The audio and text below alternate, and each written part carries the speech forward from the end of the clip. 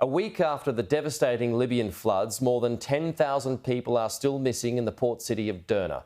Authorities have reported the destruction of nearly 1,000 buildings as a desperate search for survivors continues. Any chance that anyone survived here, and the rescue workers run. There's a call for silence. A cry for help from below ground has apparently been heard. And the people of Derna are desperate for some good news. A young volunteer tells the fire crews he's heard screaming twice, and he pinpoints the area it came from. But there's no heavy lifting equipment, so their efforts are by hand.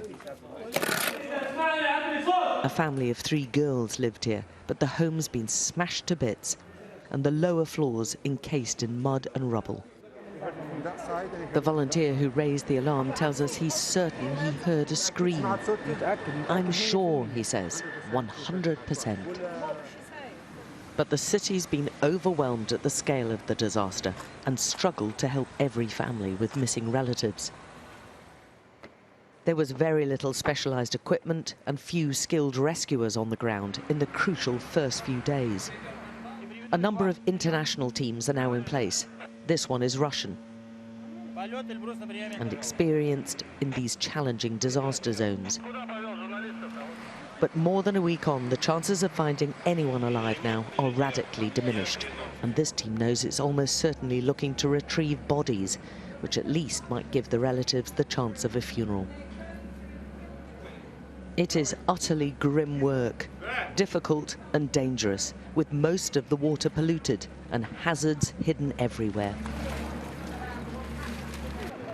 In a different part of the city, Libyan forensic investigators are also trying to find the many missing.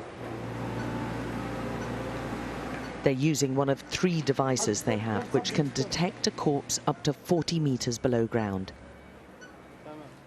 There are still around 10,000 people unaccounted for. There are so many families waiting for answers. And so many Libyans desperate to help. This team is from an oil company using their ultrasound equipment to try to detect noise or movement.